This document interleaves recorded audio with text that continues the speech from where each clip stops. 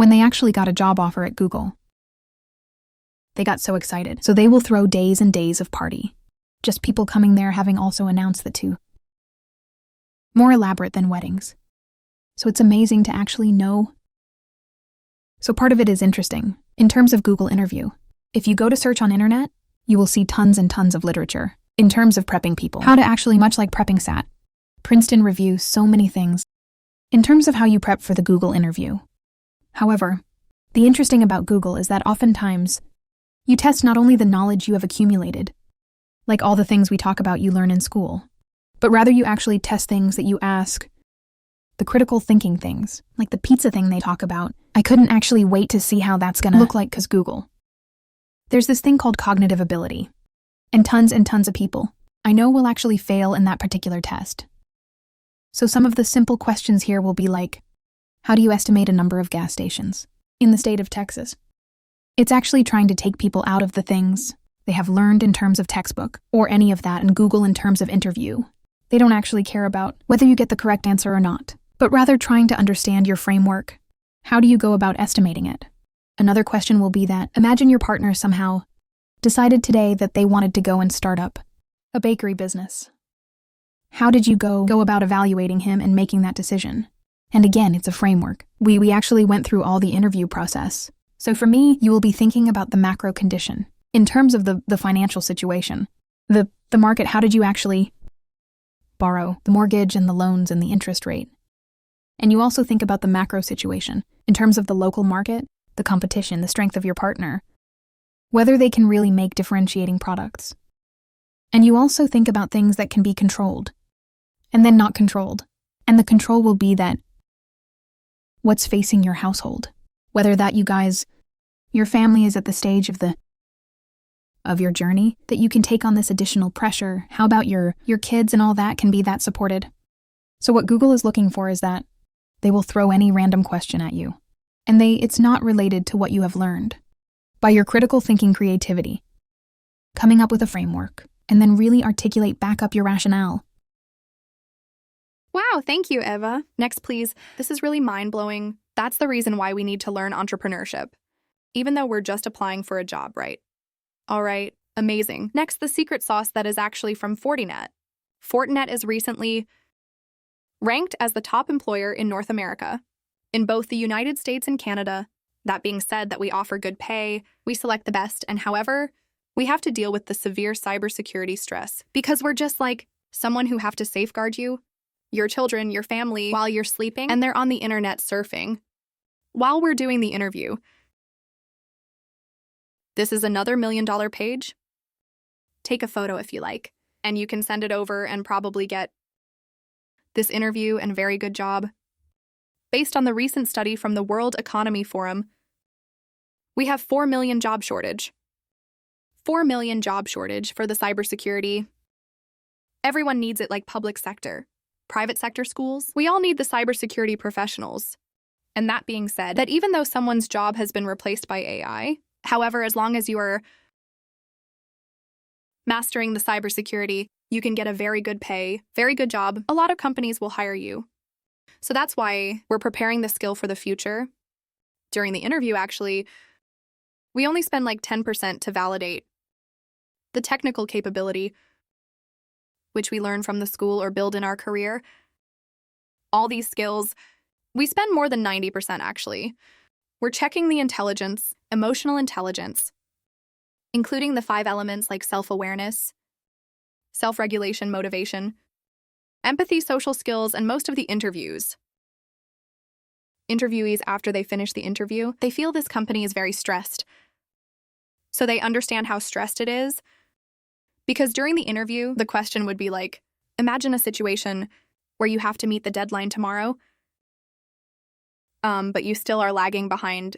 You only deliver 50%. And then your family is calling you because someone needs you. Someone got sick or injured, and your team member needs you to help them unblock something. How are you going to deal with the situation? This may sound very silly, right? How could that be happening? But given all these dynamics, frankly speaking, this is what most of the employees nowadays we are dealing with, not only for cybersecurity, but also, I guess, a lot of people have been suffering this kind of a situation we are struggling for that. So how can you maintain an emotional intelligence is the key, especially in this kind of a high-stress working environment like Google or Fortinet, or anyone who is in this situation. Because the difference between AI and human is actually the emotion.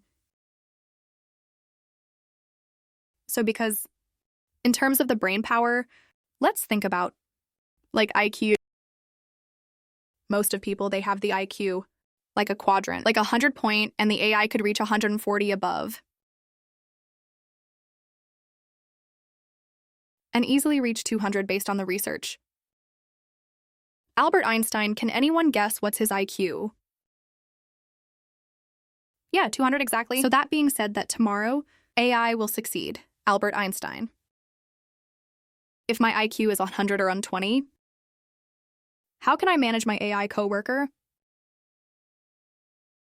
AI coworker, where just like if I said, and in the future work environment, AI became our coworker, our team member, how are we going to collaborate with AI? The key secret sauce is emotional intelligence, because this is a key advantages that it doesn't have right now, and that's how we can succeed and build up our strengths.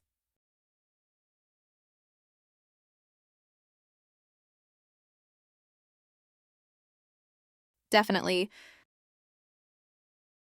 Kelly is the most amazing organizer I've ever seen, and I attribute this to her. So the next question is, what is the biggest challenge for STEM educators? From your perspective, this is a poll. Is it curriculum development, technology assets or career guidance, professional development, compensation, or others? What is yours? What do you think the biggest challenge you or most educators? Wow, I guess it's very balanced.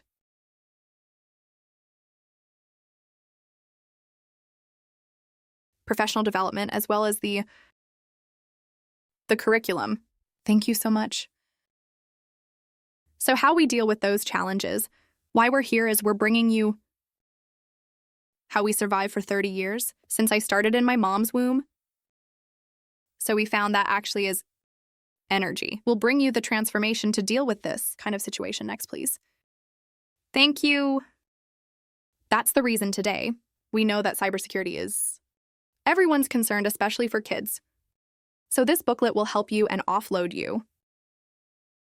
We don't need the educators to be the cybersecurity professional to deal with all these cyber attacks, but we're promoting with this free online curriculum. There's a curriculum here, not only this book, but also the entire online curriculum with the teacher guides and student handouts videos. Very short form videos. You can just click the link and get the training. And this kids will be very, very excited. And if you haven't got one or you need more, please reach out to me or anyone in Fortinet. We're more than happy to share. Thank you. Next one. And also, if you would like to develop further skill for your institution, if you're hired at higher ed, we're more than happy to offer the free, build up academic upon the program for you. Just let me know, okay? Now, right now, we've been partnering with over 700 higher ed as training partners globally. Next one. Thank you. Also, talking about emotional intelligence. This is actually the key secret sauce, other than the skills or cybersecurity knowledge. Actually, AI knows much better than us. So we're so honored to have Dr. Casey develop this very beautiful emotional wellness curriculum, are infused by the cutting-edge energy management methodology developed by Master Ted Sun, who is the Nobel Peace Prize nominee. So this is a very good methodology to help you to address all those mental health, as well as to keep your emotional calm daily. So you can unleash all your talent, just like what Kelly demonstrated it to us. She's amazing, all right? And this is the key. So this is the key if you haven't got one. There is the Fountain of Healing booklet in your welcome pack, as well as the reception desk. So grab some if you need more. Let us know, all right? So actually, energy is the key to good fortune. Not only will help you to keep you safe and sound, but also address your challenges. Just like the electric car and the solar car. We're going to see that the car, you need the energy.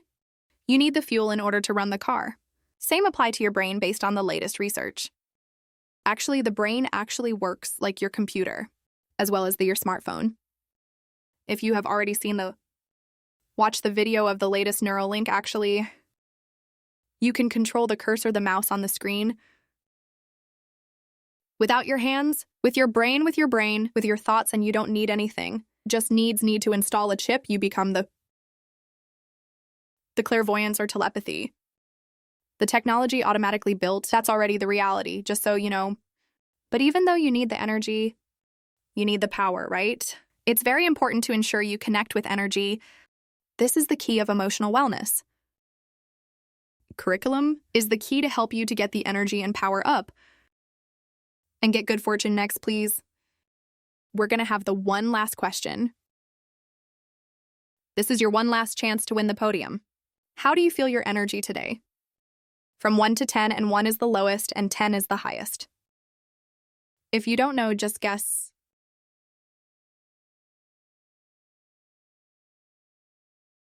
How's your energy? Are you happy today? I think there's only one correct answer. How could anybody not feel good today? Surrounded by all the stimulating discussions and leaders in this room. Wow, indeed, wow. Everyone is so good, and it has a very good vibes today. Yeah, most likely 8.4 out of the 10, wow. Kelly, congratulations, and to the event organizer. Thank you, next. All right. Actually, this is provided by Dr. David Hawkins, and he worked with the Nobel Prize winner in physics, and they traced more than 30,000 people.